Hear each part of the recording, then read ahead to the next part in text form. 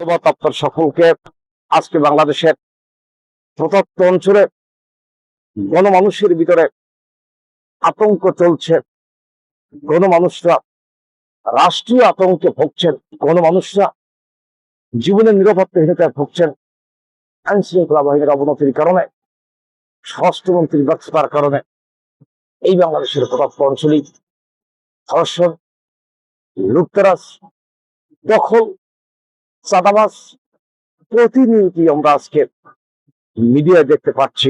বঙ্গবন্ধু কন্যা জনপ্রি শেখ হাসিনার সরকার 24 সালের 5ই আগস্ট পতনের পরে বাংলাদেশের মানুষের ধারণা ছিল যে আওয়ামী লীগের আমলে মানুষ যদি কোনো ক্ষতিগ্রস্ত হয়ে থাকে, অন্তর্বর্তীকালীন সরকার সহ বাংলাদেশে এখন যে সরকার রয়েছেন তারা হয়তো বা গণমানুষের নিরাপত্তা দেবেন, সিকিউরিটি দেবেন। কিন্তু আজকের এই প্রেক্ষাপটে নিরাপত্তা পাচ্ছে না, বরং গণমানুষরা আজকে হত্যার সম্মুখীন হচ্ছে।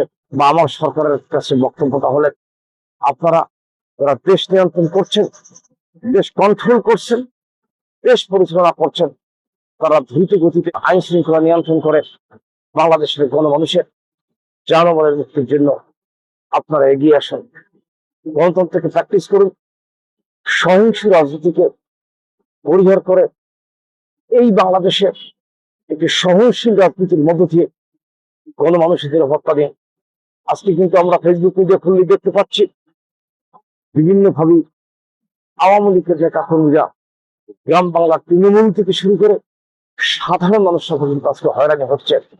আমার বক্তব্যটা হলে, আওয়ামী লীগের শাসনের আমলে যদি কোনো ব্যক্তি আওয়ামী লীগের নাম ব্যবহার করে ক্রিমিনাল কোনো অফেন্স করে থাকে, গভর্নমেন্ট তার বিরুদ্ধে আইনি প্রক্রিয়া গ্রহণ করে তার বিরুদ্ধে আইনি ব্যবস্থা নেবেন।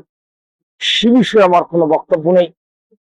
ক্রিমিনালদেরকে দমন করা রাষ্ট্রের দায়িত্ব এবং কর্তব্য। নিরীহভাবে যারা গ্রাম বাংলা রয়েছেন, যারা আওয়ামী লীগের সাধারণ মানুষ ছিলেন, যারা আওয়ামী লীগকে ভোট দিয়েছেন, তাদের বিরুদ্ধে মিথ্যা মামলা চড়াই দিয়ে আপনি গণভাবে গ্রেপ্তার করবেন, রাষ্ট্রীয় অপরাধ হবেন। এইভাবে একটা দেশ চলতে পারে না। আজকে কিন্তু বাংলাদেশের মানুষরা হতাশাগ্রস্ত হয়েছে।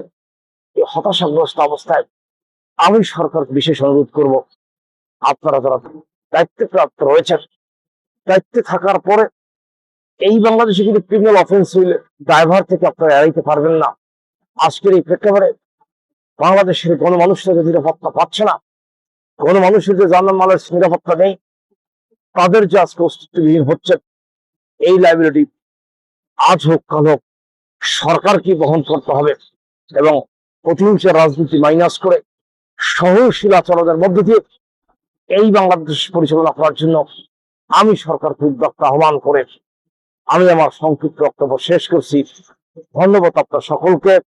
সুস্থ থাকবেন, ভালো থাকবেন।